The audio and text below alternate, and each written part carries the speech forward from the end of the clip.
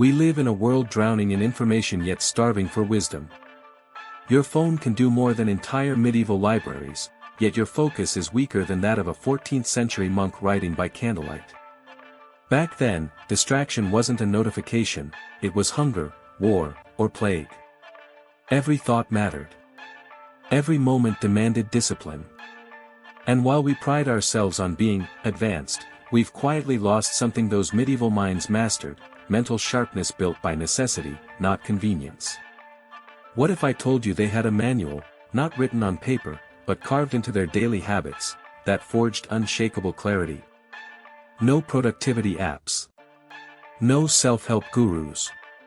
Just principles that worked because life demanded they work.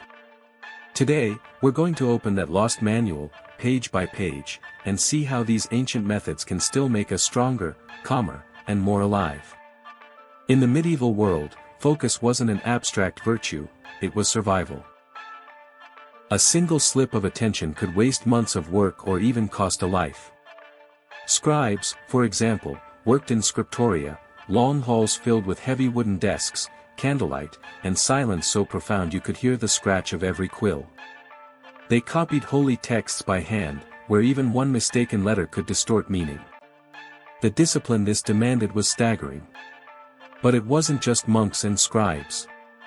Builders who carved stones for cathedrals or blacksmiths shaping blades also lived by a code of single-minded attention. Their work carried spiritual weight. They believed to work without focus was to dishonor both craft and creator. Mental preparation before labor, monks didn't leap straight into writing. They prepared with prayer, sometimes fasting, creating a state of inner stillness. This wasn't superstition, it was deliberate mental alignment. The elimination of interruptions, scriptoria were structured to protect attention. Talking was forbidden. Light was controlled. Even the desks were angled to avoid strain and fatigue. Devotion to quality, not speed, a single illuminated page could take days or even weeks. Rushing wasn't just frowned upon, it was meaningless, because the purpose was excellence, not efficiency. Modern lesson: treat important tasks as sacred spaces. Create rituals before you work, silence, breathing, a short walk, to signal to your brain that this matters. Remove interruptions mercilessly, no phone, no tabs, no alerts.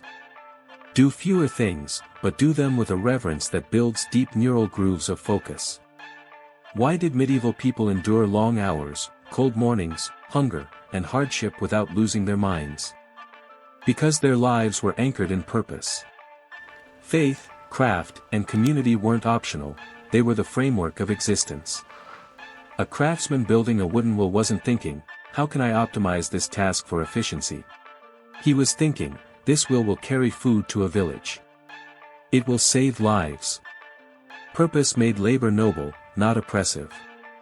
A monk fasting in winter wasn't obsessed with detoxing his body, he was practicing detachment from excess to sharpen his soul. Knights trained with brutal discipline not because they enjoyed suffering, but because they swore oaths that gave every blow of the sword meaning. Purpose was the armor that made discipline bearable. They didn't ask, how do I feel about this today? They asked, what must I do because this is who I am? Faith as compass, even peasants believed that plowing a field could be holy if done with honesty and diligence. Craft as calling, guilds trained apprentices not just in skill but in pride of work. A mason wasn't stacking stones, he was raising cathedrals to the sky. Honor as fuel, many medieval codes, monastic, knightly, artisan, tied personal identity to discipline. To fail in your duty wasn't just laziness, it was shame. Modern lesson: if you struggle with discipline, the problem might not be your willpower, it might be your lack of purpose. Find work, routines, and even small daily actions that are tethered to something bigger than comfort or money. When why is strong enough, the how takes care of itself. Picture a winter dawn in a stone monastery. Frost rims the slit windows. A bell shivers the air, not loud, just certain. A novice slides from a straw pallet, the wool blanket leaves a grid on his cheek. Bare feet touch flagstone, cold like iron. In the cloister, breath shows in white ribbons.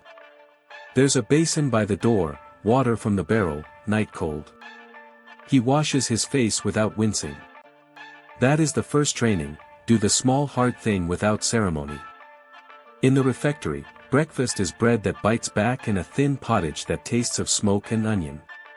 No choice, no menu, no customization, and because there is no debate, there is no drain on willpower. After prime, the day splits into two tracks. Sacred reading and hard labor. The rule says ora et labora, prayer and work braid together until they feel like one rope. Out in the garden, earth grips the spade. Hands are raw where the wool sleeve rides up. The body learns a quiet lesson modern comfort hides, friction is not an emergency. The monk will hoe, lift, carry, and stack with a pace that never looks heroic, because the point is not drama, the point is endurance. Shift scenes. A cathedral yard. A mason's lodge smells of lime and oak shavings. Apprentices drag a sled of rough blocks across wet planks, inch by inch.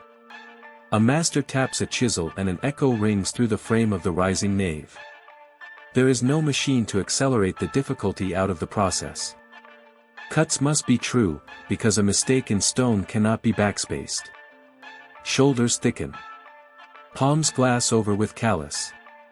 The mind learns to stay when it would rather glide away. Another scene, the road. A pilgrim to Santiago wears a scallop shell on his hat. He walks with a staff, not because it looks pious, but because the rhythm saves his knees. Blisters flower, then harden into protection. He sleeps in hostels that smell of straw and stew. He crosses hills in rain and heat and keeps going, because the way has a destination and the destination has a story. This is not random suffering, it is oriented hardship. Hardship was also calendar-shaped. The year carved its own training plan. Advent and Lent, less food, simpler food, sometimes no animal fat. Appetite is trained like a horse, not broken, guided. Ember days, seasonal fasts that tune the body to the year's hinge points. The great silence, after Compline no talk until morning. Discomfort is not only physical, it is social and auditory. Monastic discipline layered microfrictions everywhere, belts without buckles, habits that itch a little, wooden spoons, tools that need maintenance.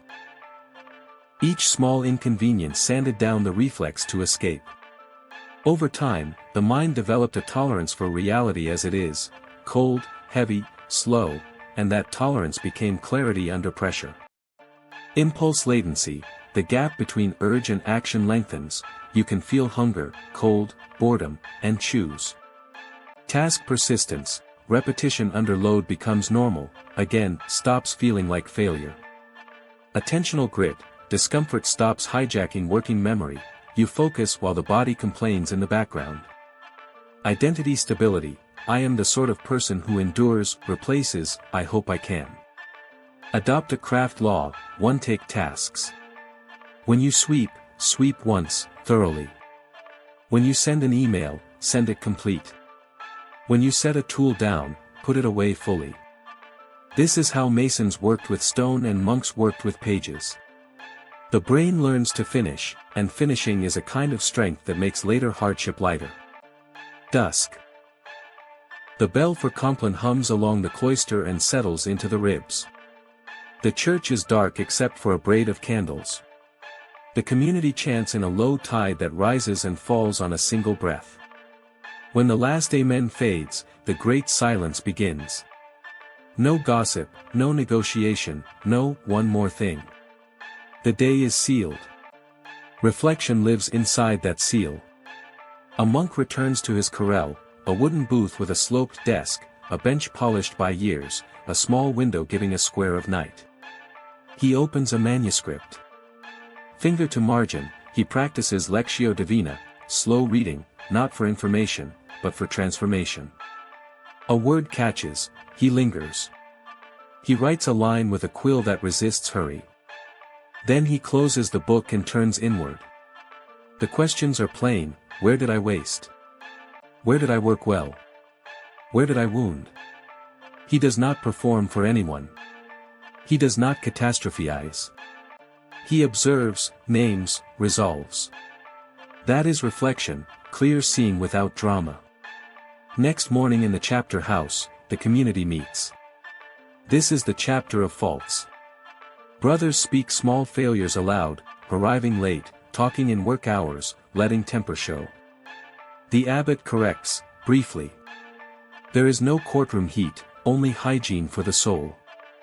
Likewise in a mason's lodge, the master examines yesterday's joints, points a mallet at a sloppy heiress, nods at a clean face. Praise and correction happen in front of others, normalizing feedback and shrinking shame. Reflection was also carried by objects. A tally stick with notches for each completed load. A prayer cord, knots slid through fingers mark breaths and repetitions. A wax tablet, mistakes can be smoothed and rewritten, a physical metaphor for amendment. And by stories. Around a hearth, elders retell the day, the plow that cut a clean furrow, the calf that needed 3 pairs of hands, the traveler who brought a proverb. Memory is braided with narrative so lessons have places to live. As we close this journey into the minds of the medieval masters, take a moment to picture the world they lived in, where every bell that rang marked not distraction, but order, where every pause in the marketplace was a moment to breathe, not to scroll, where the weight of armor reminded you of duty, not deadlines. The discipline they cultivated wasn't an occasional practice. It was woven into every meal, every prayer, every step taken on stone roads polished by centuries of feet.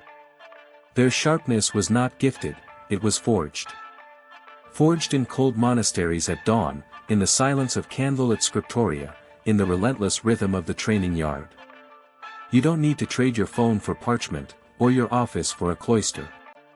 But you can reclaim the essence of what they knew. That attention is sacred. That repetition builds mastery. That focus is not found, it's made. The lost discipline manual is not truly lost. It's waiting in the pauses of your own life, in the spaces where you choose stillness over noise, purpose over drift. When you learn to direct your mind with the same precision a knight directed his blade, or a monk guided his pen, you'll find a clarity modern life rarely offers. The question is not whether you have time. The question is whether you have order. History whispers its answer, sharpen the mind, and you shape the world.